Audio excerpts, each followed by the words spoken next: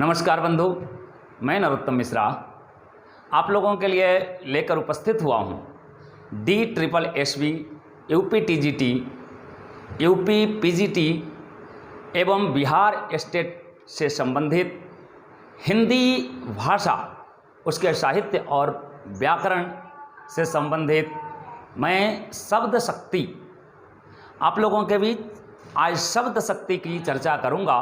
शब्द शक्ति जो कि बहुत ही महत्वपूर्ण है आपके खास करके शिक्षक पात्रता परीक्षा जहां होती है, शिक्षक पात्रता परीक्षाओं में इन शब्द शक्तियों को समझने की बहुत बड़ी आवश्यकता है।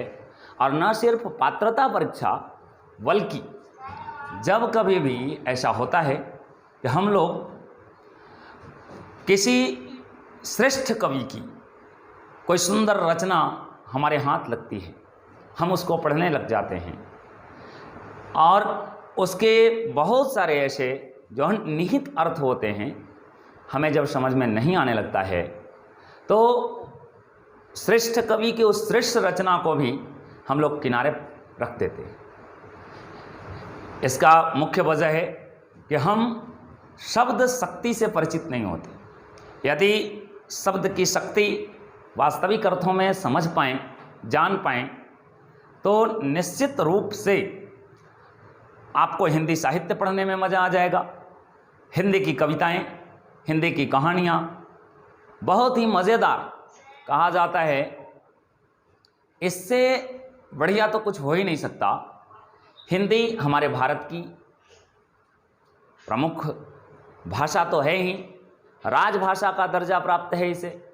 साथ ही साथ हिंदी कहा जाता है कि एक माँ के दूध पीना और एक भाषा बोलना, ये दोनों में वही संबंध होता है, बराबर का संबंध होता है। जैसे एक माँ का दूध पीने वाला भाई कहलाता है, सहोदर होता है, वैसे ही एक भाषा बोलने वाला व्यक्ति भी सहोदर भाई के समान है। वह भाव आ जाता है आपस में। जब भी हम कोई भाषा बोलते हैं, एक भाषा बोलने वाले जब मिल जाते हैं, और हिंदी जो कि आज पूरे भारत में अपना पहचान बना चुकी है, साथ ही साथ विदेशों में भी काफ़ी मांग है इस भाषा की। और आप जैसे महारथी लोग यदि हिंदी साहित्य में अभी रुचि रखने वाले हैं तो उनके लिए तो खैर कहना ही क्या, बहुत ही मज़ेदार, बहुत ही मस्त आज टॉपिक आप लोग जानेंगे, शब्द शक्ति।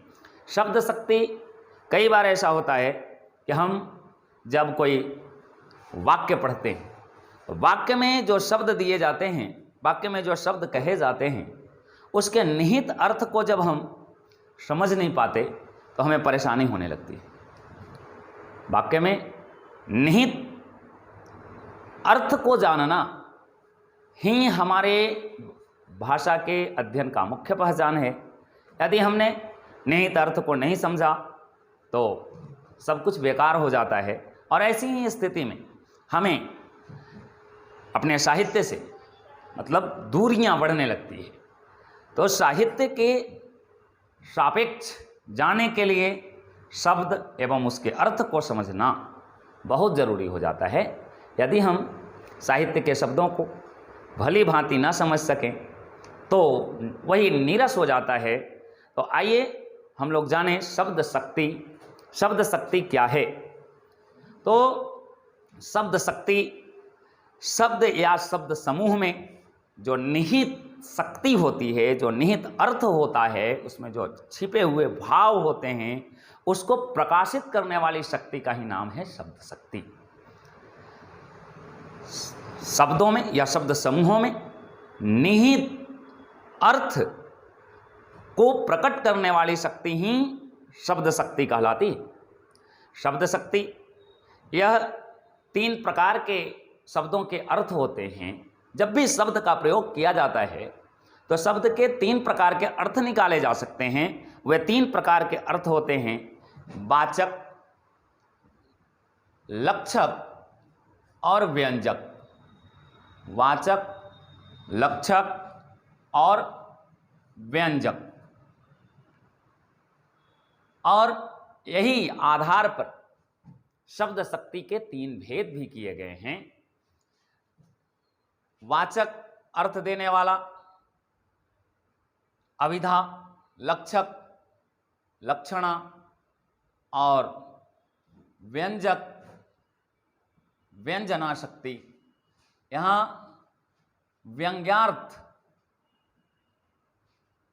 यहां देखिए वाचक जो शब्द हैं, वाचक शब्द, यह शब्द खास करके वैसे शब्दों को हम लोग वाचक शब्द कहते हैं जो सुन करके हर एक व्यक्ति को सुनने के बाद जब वही अर्थ समझ में आए, वही जैसा हम सुन रहे हैं वैसा ही यदि समझ में आ रहा है तो निश्चित रूप से उस शब्द में जो शक्ति है वह अभिधा शक्ति होती है। जैसे कहने का मतलब है कि यदि कोई कहता है घोड़ा दौड़ रहा है, घोड़ा दौड़ रहा है, इस वाक्य में यदि घोड़ा शब्द को हम देखें तो प्रत्येक सुनने वाला व्यक्ति जो भी इसको सुन रहा है या सुनता है उसके सामने घोड़ा अर्थात वह पशु जो तेज दौड़ने वाला होता है, तेज दौड़ता है, उस पशु की आकृति बनती है हमारे मन मस्तिष्क में और हम इस घोड़ा का मतलब बस वही अर्थ समझते हैं, घोड़ा ही। तो इस तरह के अर्थ देने वाला जो शब्द है वह उस शब्द की शक्ति को ही हम लोग अभिधा शक्ति कहते हैं। संक्षेप में अभी थोड़ा सा मैं आपको बता दे रहा हूं, विस्तार इसको अभी आगे ले जाएंगे। संक्षेप में जान लें, अभिधा शक्ति, अभिधा शक्ति वह शक्ति है जहां की शब्द को सुनते ही अथवा पढ़ते ही, शब्द को सुनते ही अथवा पढ़ते ही श्रोता या पाठक उसके सबसे सरल और प्रचलित अर्थ को बिना अवरोध के समझता है, वही शब्द शक्ति अभिधा शक्ति कहलाती है। जैसा कि मैंने आपको बताया, घोड़ा, इसको समझने के लिए कहीं कोई अवरोध नहीं है। पाठक, श्रोता, इसको घोड़ा का अर्थ समझने के लिए कहीं कोई उन्हें किसी शब्दकोश की सहायता नहीं लेनी पड़ेगी, किसी से पूछना नहीं पड़ेगा ये क्या कह रहा है। जैसे ही घोड़ा दौड़ रहा है, सुनता है, पढ़ता है, व्यक्ति समझ जाता है घोड़ा क्या है, घोड़ा कौन है। अब देखें एक दूसरा वाक्य, जैसे रामू शेर है, रामू शेर है, यहां भी एक शब्द आया है शेर। अब इस शेर को समझें, शेर को अब जैसा शब्द है वैसा इसमें निहित अर्थ नहीं है। जैसा शब्द है इसके अर्थ को जानने के लिए, इसके अर्थ को समझने के लिए अब इसका निहितार्थ समझा जाए, इस शक्ति को जाना जाए, तब हम समझ पाएंगे कि शेर है। अब समझ सकते हैं रामू, रामू एक आदमी है। अब आदमी तो कोई शेर हो नहीं सकता। यहां शेर कहे जाने का तात्पर्य शेर जैसे लक्षण वाला है रामू, जिस तरह से शेर बहादुर है, वीर है, साहस रखता है, धैर्य रखता है, रामू भी शेर के जैसा बलिष्ठ, बलवान और अपना दबदबा कायम रखने वाला है। इसलिए रामू को शेर कहा जा रहा है। अब यहां शेर का मतलब, जैसे यहां घोड़ा मतलब जानवर समझ रहे थे, वैसे यहां शेर का मतलब जानवर समझ लेने से तो पता चलेगा फिर कि रामू एक जानवर है। नहीं, रामू शेर का मतलब है यहां पे, चूंकि यहां निहित जो अर्थ है इसका वह यह कहना है, चाहता है कि रामू में शेर जैसी ताकत है, रामू शेर जैसा बलवान है, बलिष्ठ है। अब हम आइए तीसरे प्रकार के वाक्य को देखते हैं। यहां जैसा कि बताया गया, आपको देख रहे थे घोड़ा दौड़ रहा है, यहां घोड़ा शब्द से जो व्यक्ति सुना है सामान्य अर्थ में घोड़ा मतलब घोड़ा, वह जानवर समझ रहा है, जो चरता है, दौड़ता है, जानवर समझ रहा है। यहां देखिए, यहां शेर शब्द आया है, इस शेर शब्द का मतलब जानवर नहीं है, बल्कि इसका मतलब रामू शेर है, अर्थात कि रामू में शेर जैसी ताकत है, रामू शेर जैसा बलवान है। तो यहां क्या है कि शब्द के लक्ष्य जो हैं, क्या लक्ष्य हैं इसके, कहां लक्ष्य करके यह बात कही जा रही है, इस बात को यह स्पष्ट करती है। और यह शब्द की शक्ति से ही स्पष्ट है। अभी आगे यदि हम देखें, सुबह के 8 बज गए, सुबह के 8 बज गए। अब इस वाक्य को देखिए, इसमें क्या है कि श्रोता, अब भिन्न भिन्न प्रकार के श्रोता हो सकते हैं। अब एक वह श्रोता भी हो सकता है इसका, वह भी इस बात को सुन रहा हो सकता है जो रात्रि में 8 बजे ड्यूटी पर गया था, उसके 12 घंटे की ड्यूटी थी, सुबह 8 बजे उसको छुट्टी होनी थी। अब वह जब सुनेगा यह वाक्य कि सुबह के 8 बज गए, वह क्या समझेगा? वह यह समझेगा कि चलो अब हमारी छुट्टी हुई, ड्यूटी से निश्चिंत हुए हम, और अब जिनके बच्चे स्कूल जाने वाले हैं, वे महिलाएं यदि इस वाक्य को सुनेगी, इस बात को सुनेगी, वह क्या समझेगी?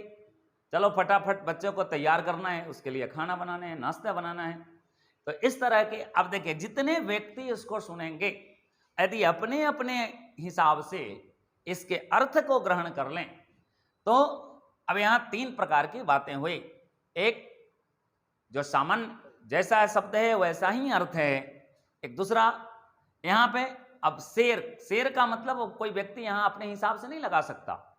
शेर का मतलब हमेशा यहाँ लोग यही समझेंगे, बहादुर, बलवान, लेकिन इसको में सब लोग अपने अपने हिसाब से समझेंगे। तो इस तरह से हम देखते हैं कि शब्द में शक्ति निहित है, शब्द की शक्तियां होती है, और इन शक्तियों को समझना बेहद आवश्यक है। यदि हम इनको ना समझें तो फिर हमें काव्यों को पढ़ने में रुचि उत्पन्न नहीं होती, हमें कहानियों को सुनने में मज़ा नहीं आता, और हम साहित्य से दूर होते चले जाते हैं। और हिंदी साहित्य हमारा श्रेष्ठ पूंजी है, इस बात को समझने की आवश्यकता है। हम भारतीयों के लिए हिंदी साहित्य से बढ़कर कुछ हो नहीं सकता।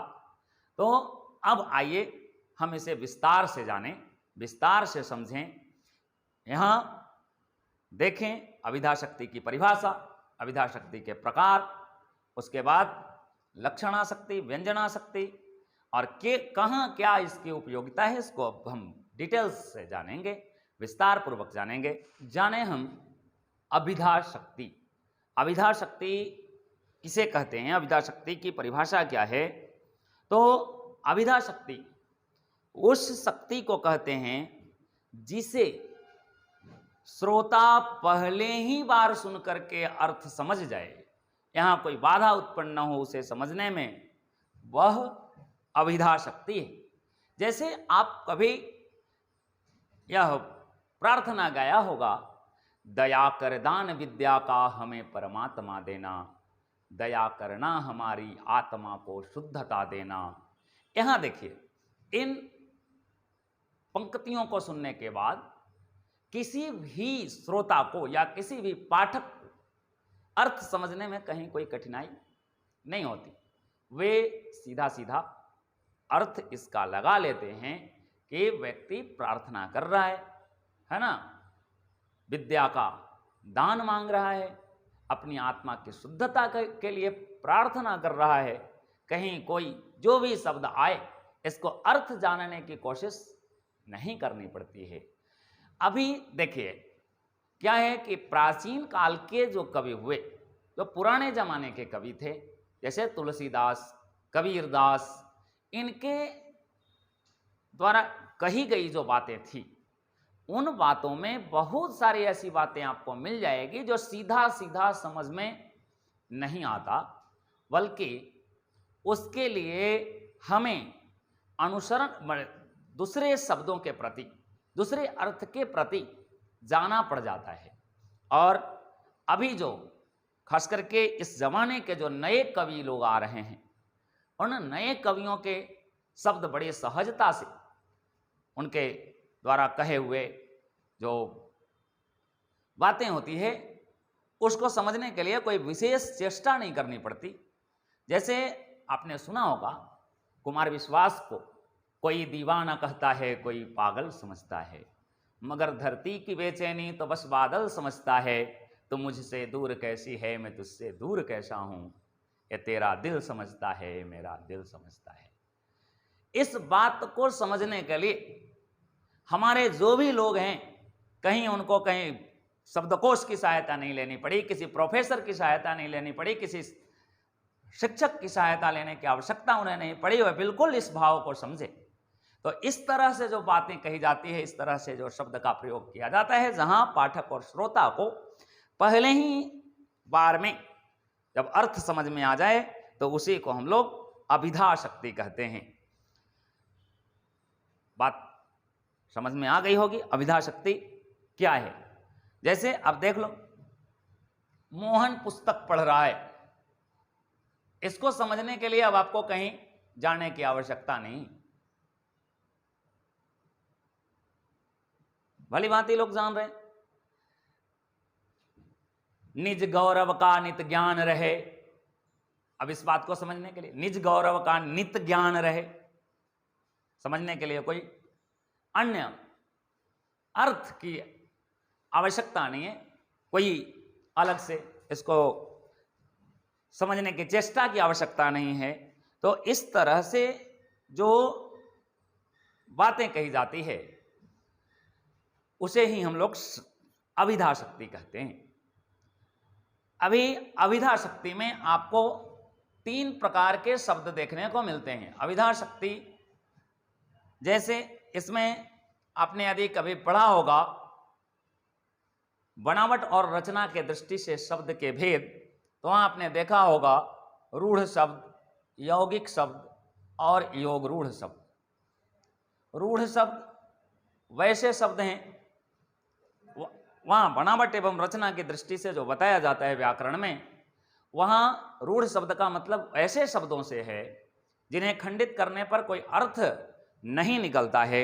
लेकिन शब्द शक्ति में यह रूढ़ शब्द का मतलब है खासकर जातिवाचक शब्दों से, जो जातिवाचक है, जैसे लड़का, गाय, ये रूढ़ शब्द हैं। दूसरे प्रकार के जो शब्द हैं वे हैं यौगिक। यौगिक शब्द, इसका अर्थबोध जो है वह अवयवों की शक्ति के द्वारा होता है। जैसे दिवाकर, यहां दिवाकर, दिवाकर मतलब जो दीवा करने वाला है, दिवाकर, सूरज, सुधांशु, सुधा के समान अंशु हैं जिसके, अमृत के समान जिसके किरणें हों, सुधांशु। और इसको भली भांति लोग इस बात को जानते हैं, दिवाकर सूर्य को कहा जाता है, सुधांशु चंद्रमा को कहते हैं। और योग रूढ़, योग रूढ़ यहाँ पूरे समुदाय और अवयवों की शक्ति से होता है। इससे योग रूढ़ शब्द वैसे शब्दों में हैं जैसे जलज। अब देखें, जलज का अर्थ जल में जन्म लेने वाला, लेकिन जलज का अर्थ लोग कमल ही निकालते हैं। हालांकि जलज, जल में जन्म लेने वाले तो कई हैं। पानी में ही मछली भी जन्म लेती है, लेकिन उसे जलज नहीं कहा जाता। अन्य जलीय पौधे उसी में जन्म लेते हैं, लेकिन उसे जलज नहीं कहा जाता। जलज सिर्फ व सिर्फ कमल को कहा जाता है। और अभिधा शक्ति, खास करके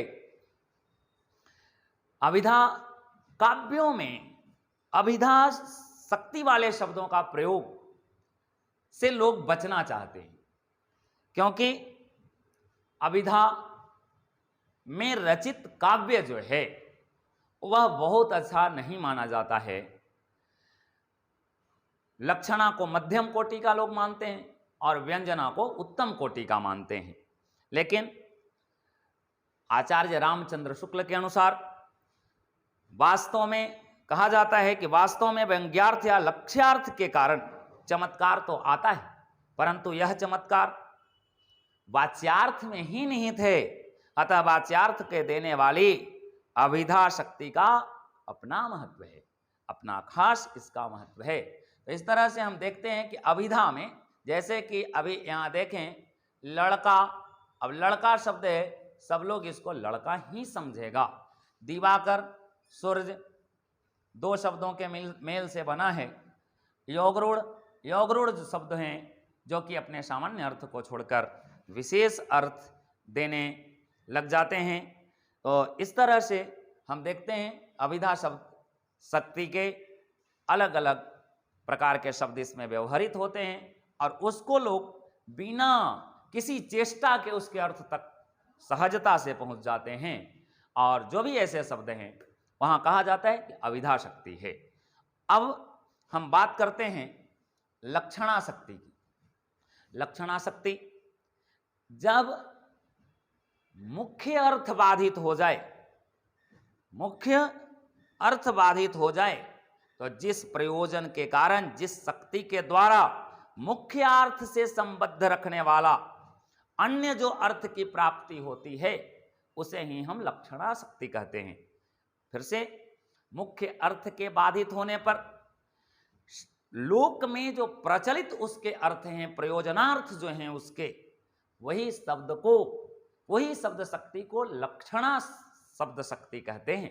जैसे अब सुने होंगे आपने, कई बार आपने सुना होगा कि वह लड़का एकदम गधा है।